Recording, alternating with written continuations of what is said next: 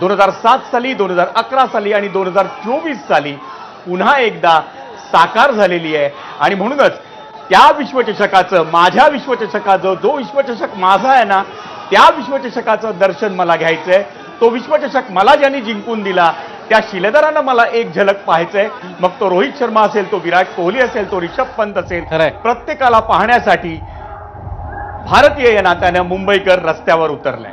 आणि स्टेडियममध्ये दृश्य आले आहेत विजय, फ्लॅश लाईट आपण अनेकदा सामन्यांमध्ये बघत असतो, मेक्सिकन वेव्ह असेल किंवा फ्लॅश लाईट दाखवून अशा प्रकारे आपलं चाहत्यांच्या एकजुटीचं किंवा त्या माहोलचं, त्या वातावरणाचं दर्शन असेल आणि आताही वानखेडेमध्ये आपल्याला दिसतंय ते नक्कीच अतिशय उत्तम दर्शन होत आहे भारतीयांच्या क्रिकेट संस्कृतीचं, भारतीयांच्या क्रिकेट प्रेमाचं। भारतीयांसाठी क्रिकेट म्हणजे एक श्वास आहे, भारतीयांसाठी क्रिकेट हा धर्म आहे। आणि हीच गोष्ट आपल्याला मुंबईच्या रस्त्यांवर आणि वानखेडे स्टेडियमच्या या प्रत्येक स्टँडमध्ये जर दिसते तर मला त्याचं नवल वाटणार नाही।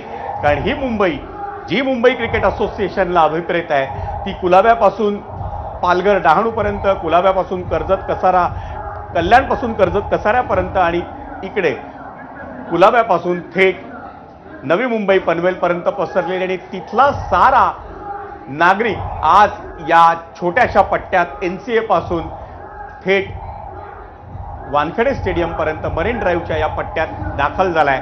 म्हणूनच